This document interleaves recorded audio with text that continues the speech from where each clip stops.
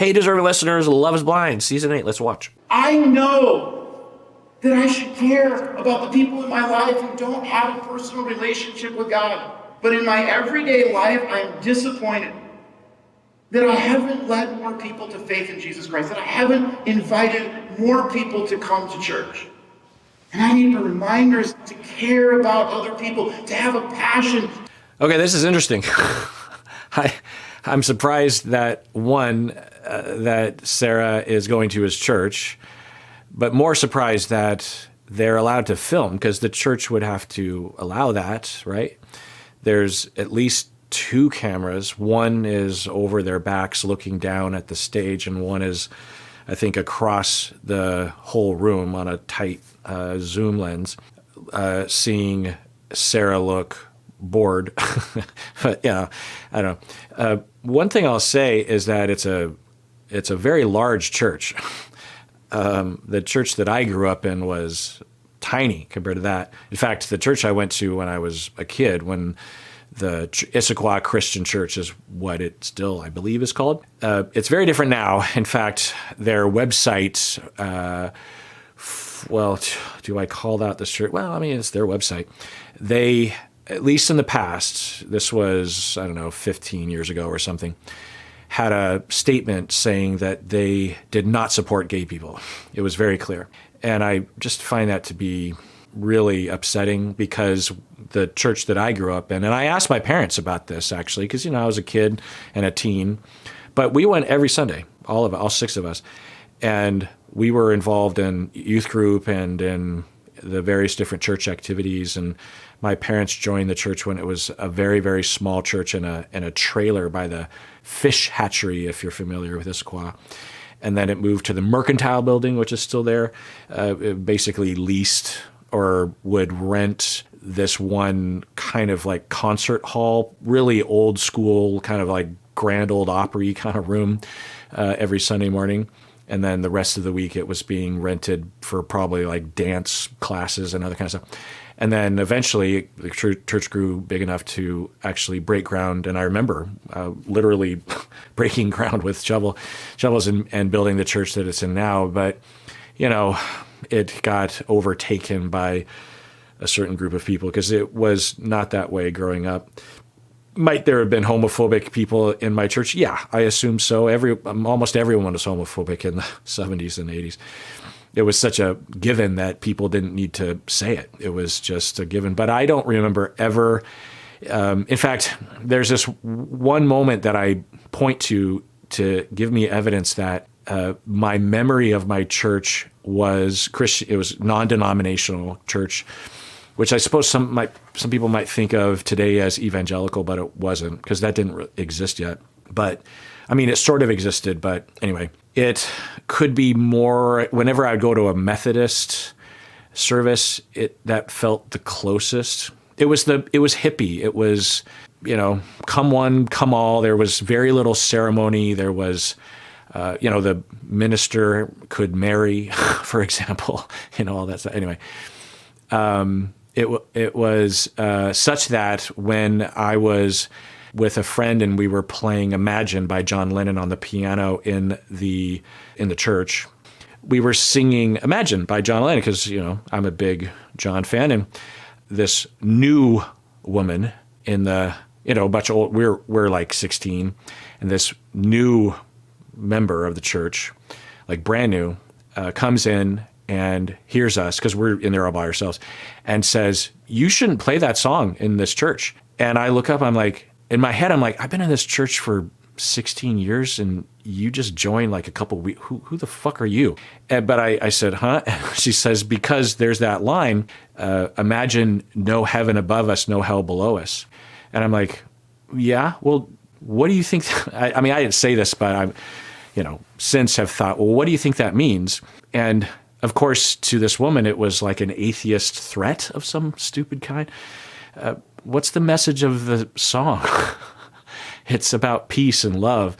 A song that I assume that if your version of Jesus is like mine, would be behind that message. And do you think that God is that insecure of a song by one of the humans that just kind of references like, imagine that we're here now. Imagine no war. Imagine, not the future or hell or, not religion telling us what to do, but just imagine love and peace and no war. And that's all that song's about. And it doesn't take a genius. It's like a child's song. The lyrics are not confusing. Anyway, so I don't know. Another thing that I'll say is that they are highlighting the portion of the sermon, which I guess is part of the story, it's relevant, that the minister is saying something very common to a lot of religions, but particularly to evangelicals. I mean, it's where they get their name, evangelical, is that it has to do with recruitment or witnessing, as some Christians would call it. And on one hand, it makes sense that if you believe that eternal paradise versus eternal damnation depends on people being saved and baptized, then of course you would be desperate to not only get your loved ones, but literally everyone within the fold so that they can all live in eternal paradise. Of course, if you believed that, then you would proselytize, you would preach and you would recruit and you would try to get people to come to your church and you would try to save people. Of course, right? On the other hand, it is assuming that your religion is the religion, particularly your particular version of that religion, which is pretty arrogant. It also can be really annoying to be pressured. It also is a necessary element of getting more parishioners, more members, so that they can pay money, so that you can grow as an organization and you can have even more cars and more jets. There's famous documented cases of charismatic Christian leaders and other religions who might be preaching recruitment among their members purely as some fucked up pyramid scheme, So that's another way of looking at it. And depending on the circumstance, both might be active or one or the other. It's hard to tell. At the very least, it's not a pleasant thing. I could go down a whole rabbit hole of, I come from a history of Quakers, and if you really, Quakers, people think, the oats, but that has nothing to do with it. The Quakers believed in a very non-hierarchical system and were so adamant about that, about authority and tyranny.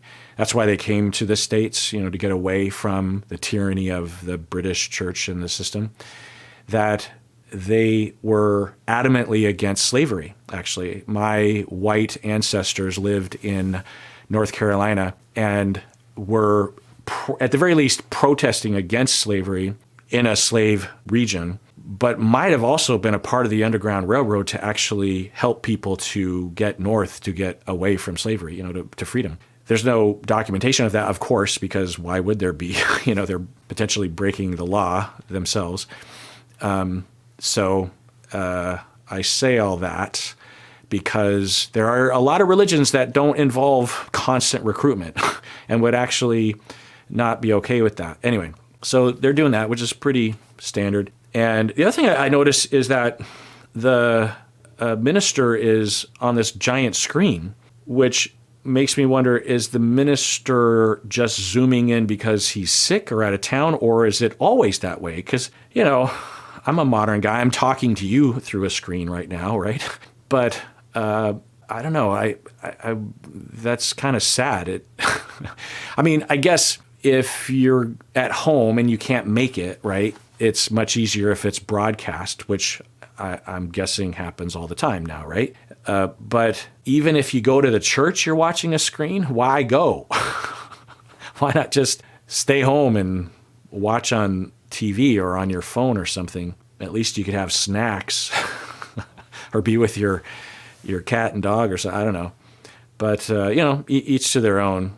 I commend the show for filming this and showing us a bit of it, because it is one of the things that they were talking about, right? I don't think I got the answer of whether this church or service necessarily aligns with my values of being very open and diverse and accepting of everyone around us. It was more about the message, like one message a day that people can follow. I can't really relate to it, but I can listen to the message. All right, so consistent with previous statements or interactions or concerns, Sarah is going to the church, in part anyway, to try to suss out the position of the church. And she's saying that going to that one service did not clarify anything for her. I would imagine that a lot of the websites will just state things, not always, but I don't know. Also, I don't know the landscape of all the churches these days. I know some churches are adamant, a lot of standard, there's a fairly mainstream Christian American evangelical movement that is extremely problematic and bigoted in a variety of ways. So I wouldn't be surprised, right? So in my neck of the woods, the churches that are pro-LGBTQ are very noticeable. They have the pride flag literally, and it's the only flag that is in front of their church. It's like a permanent thing that's just hanging from the front door or hanging in the front facade somewhere. It's just like this obvious signal, So I would assume that if she didn't see anything overt, because, if you're a church that holds that position, you would really want to get out ahead of that because you wouldn't want people to assume otherwise. And you would want to distinguish yourself in that way or advocate just because of the morality of it. So I'm going to take a guess and say that this church, at the very least, isn't an ally. I would also imagine that you could just look up on the internet what people are claiming. I don't know. The question that I had was, are there churches now that have leadership that have a very, I don't know what to say, where they either don't get involved in those conversations, which of course sounds ridiculous, but was kind of the case when I was growing up. Or, like growing up, I think I asked my parents this, of like, was our church like Democrat or Republican? And I think my parents were like, I don't think that was a thing back then, Now, one could argue that the bigotry was just inherent in the culture and you didn't have to take a stand because it was just assumed or just ignored or something. Anyway, but I wonder if there are churches out there where there are ministers that try to accept and avoid getting into those kinds of quagmires while allowing people to have their point of view and maybe talking about certain things, but doing so in a way that is felt by people of various different political points of view as accepting of them. Does that make sense? I would imagine that'd be really hard to do, which is kind of sad to think about, Anyway. And so me personally, I'm not there. And I want to say I'm not there yet, but maybe I'll never be there. But also for my marriage, it's going to be with the most important person in my life. And that's what matters. It's me and Ben looking at each other, choosing each other. I would definitely come again. Okay. So she's saying she's open, and for her marriage, she is definitely open to coming again. So if I were to just speak on the marital relationship aspects of this, that's a very healthy way of approaching it, right? If you really care about your spouse, you're probably, it's best, although I don't know how much Ben requires. I mean, it's certainly, a thing that he wants Sarah to, join the church on some level, but it might not be critical that she do that. But anyway, just in terms of being open and not being closed, drawing conclusions early, she's not doing that. So, that's good. If anyone's here, LGBT, like, we welcome you, we love you, like, we're so glad you're here. But they still have traditional views. Trying to find out their stance on LGBTQ, and it seems like they're open, but it's just, you can't just Google that stuff. I'm kind of surprised, though. Like, I wonder how do you not know their stance from going to their church for so long? Because it's not I remember they have had services where they've talked about it, but I just don't remember. All right, so to catch you up, I think that Joey is not only a no at the altar, but he seems like he wants out now. I I don't know if I'm misreading it, but there's so many indicators that Joey is not going to say yes at the altar. When he is asked by his friends and other people about how he feels about Monica, he gives those very, very bland answers that we will hear from people. Now, sometimes they're just not poetic love talkers. But we also saw the date, the sort of big date that they go on. By the way, my contact on the show told me that a part of the producers' jobs and all the various people, there's hundreds of people that work behind the scenes on the show. And some of the individuals will seek locations and try to work with the couple to facilitate perhaps their dream date. I think they always have one of these big dates, but in previous seasons, we won't necessarily see it because other drama is happening, but there's not really much happening on this season. So we're seeing all these dates, which are pretty fantastic. They seem to get better and better. Another tangent, do you all remember season 5 with Uche and Lydia and Milton and Alaya and all those folks? Do you remember how difficult that season was, and how at least a sizable portion of the audience, maybe yourself included, thought that it was a bit of a failure of a season, and we were worried about Love is Blind, where it was headed? Season 6 and 7 seemed to go back to the old way that Love is Blind was, at least to my eyes. But season 5 was considered by many to be extremely toxic, lacking in screening, meaning that they should have looked into people. Remember Lydia and Uche knew each other. They dated recently. And it was it was hard to see, to the point where, at least from my wife and my observation, they were not advertising the show on Netflix. Normally when you go on Netflix, it'll say like, hey, there's a new show coming up. And every time Love is Blind is about to begin, there's always that advertising. They just were like, you should watch this show. Season 5, nothing. Because the guess that we have, the speculation, is that they knew that they had a dud on their hands or something that wasn't really good for the brand. And I learned from my contact on the show that there are 2 different crews that work on the show. And each group, there's an entire other group of people, it's like a different story. The Colin guy, Chris Colin, I think, he's at the very top, but there are 2 groups in Kinetic, the company, that alternates between seasons. So season 5 was a different group, and season 6 and 7 were the group of people that work on Love is Blind that my contact works for. Season 8 is the same crew that worked on season 5. So one might wonder if the season was so drama infused in season 5 that they were instructed or even just overcorrected by trying to recruit people or trying to foster the stories that had the most, the least amount of drama. I suspect it's just random. It's different towns. Season 5 was in Houston. Not that Houston is particularly drama infused, but, we would imagine that Minneapolis has, or we say Minneapolis, but there's a good possibility that the outskirts, and the more suburban and rural areas, because the city itself is different from outside, sort of Minnesota in general. Anyway, so that's another tangent that I've been thinking about. But yeah, Joey looks like he has done at their big date. Monica was nicely saying, "Hey, I'm second guessing things. I'm in my head all the time," indicating that she's insecure about their relationship. She seems very much like she's planning on saying yes. And she's bidding him for some reassurance, not like super directly. And he did not give reassurance. And then she also was saying that she wants more affection.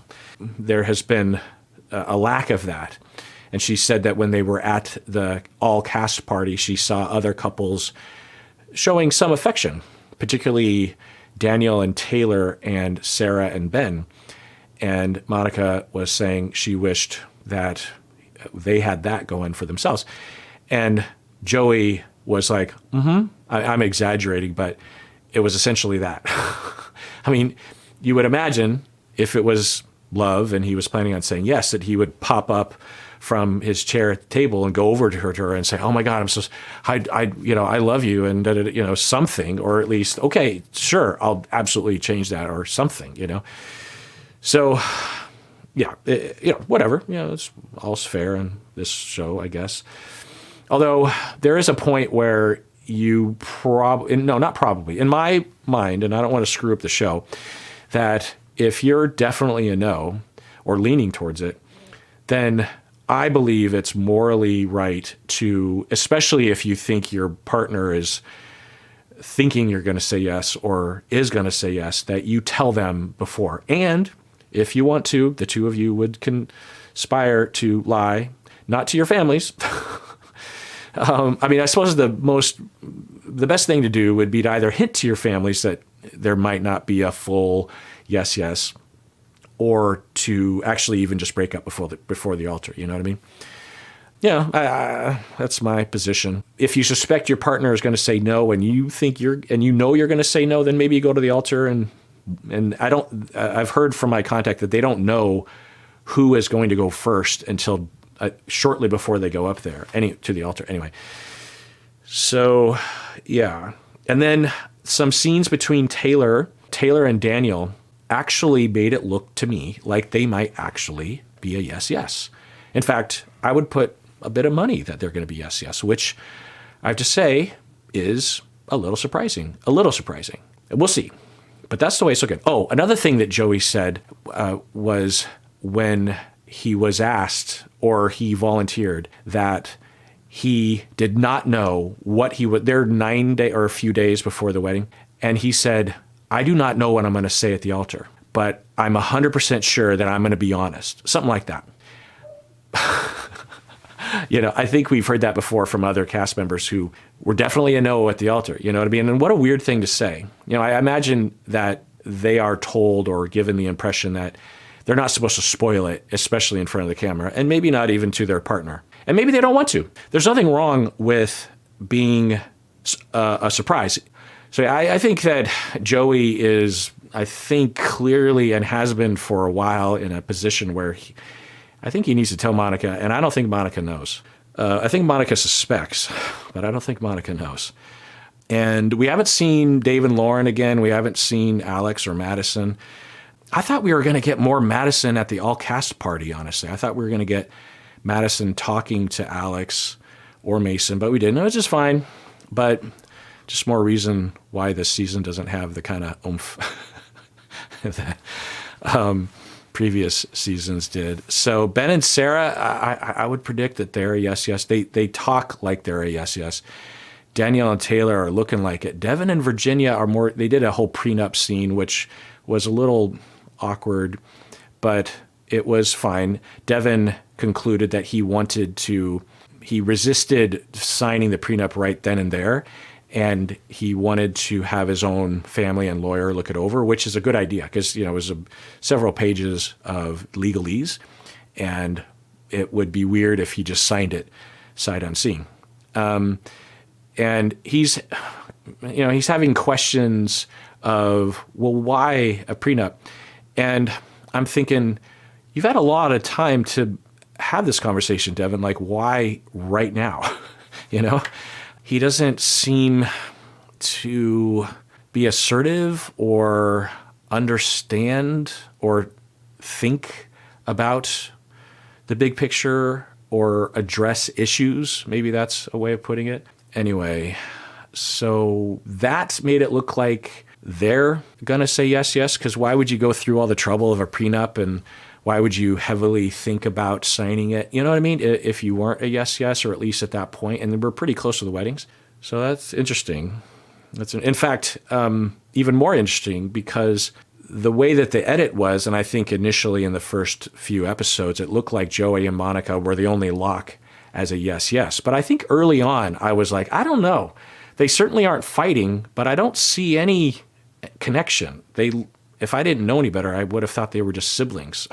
Not that we have to see anything, but it'd be interesting if there were three couples, particularly Danielle and Taylor. If they get married, that'll be interesting. But yeah, so now they're talking about the church. They're revisiting this important issue.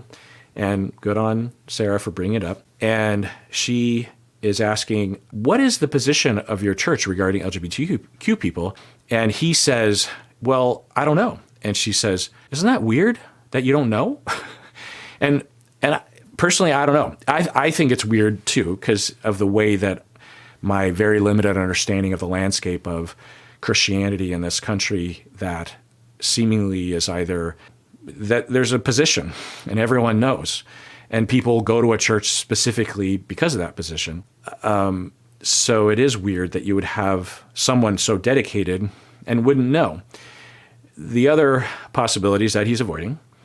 But the other thing I just wonder is if there are churches out there that just try to allow for a lot of different points of view. You know, the individual minister and maybe several in the leadership might have their own personal point of view, but they either for recruitment purposes or something, or just philosophically, religiously, spiritually, they just say, you know, we're going to talk about it, but we're not going to talk directly. And we're certainly not going to claim that we know what God wants or thinks or what people should be and how they should think. So we're going to talk about love and acceptance and non-bigotry and care and nurturing and charity. And however people interpret it, that's how they interpret it. You know, I wonder if there are churches out there that are like that. I could see how some churches would want to be that way and even advertise themselves to be that way. Because, you know, especially now, I get the sense that a lot of people are just so tired of the fighting and want to figure out a different way. But it's hard to imagine a Christian church having that point of view. But there's there's probably hundreds of thousands of churches. I don't know how many churches there are in the United States. There's a lot. Anyway. So it's also sus that he, again, is saying, yeah, I don't know what the church, if true, then you would think he would say, yeah, you know what? It is kind of weird that the minister and the leadership and the official doctrine of the church that I'm at, they don't say either way. I remember them talking about it this way and this way, but I can't tell what their position is either. I'll tell you what my position is. And I'll never forget my mom. You know, she's a very dedicated Christian. And it was like the mid-90s, and I'm like 25 or something. And I was already an activist for LGBTQ people. Back then, we might say gay rights. And originally, it was GLB. It was just gay people, lesbians, and bisexual people. That was the original letter string. It was GLB. It actually took me a while to remember to put the L first. And I think that was due to feminism and fairness, and then eventually T and then Q and then plus, and there's been other versions anyway. And so I was very adamant about it because it was just obvious. And I'll never forget my mom, independent of anything, I didn't prompt her, and she said, because it was more in the news in the 90s, and we were talking, and she says, I thought about gay rights, and even though there's a lot of Christians that consider it to be a sin or wrong or against God, I know in my heart that God would not make people gay or bisexual if it was a sin or if it was wrong. And I've just decided for myself that I'm an ally, or whatever word was used in 1995. And I couldn't have been prouder of my mom. I mean, she just thought about it. And it's similar actually to the beginning of this my family. My mom was a blonde, blue-eyed Scandinavian lady, girl in high school in Spokane, Washington, in a very dominantly white community. And it was absolutely forbidden in the culture, in the town, and in my mom's family that she date anyone other than a white boy. And she fell in love with my dad, a Japanese man, and knew it wasn't okay, but said, why would we be that way?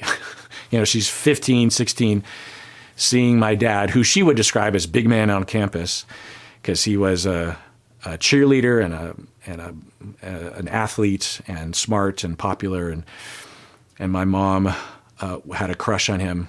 And anyway, so my mom just decided again, and there wasn't, as far as they know, there wasn't another mixed race couple that they knew of. And, there must have been somewhere in Spokane, maybe, but there certainly wasn't in their school. And after my mom and dad got together, a bunch of other Japanese and white people, because there was a fair amount of Japanese people in Spokane. I mean, not a fair amount, but like a small community. And suddenly it was, everyone had permission. I mean, it certainly wasn't. Anyway, it's weird because, Sarah seems really adamant, right? It's very important to her, as it would be for a lot of people. And then when but when you're in love. All right, well, that does it for that episode. Everyone out there, please take care of yourself because you deserve it. You really, really do.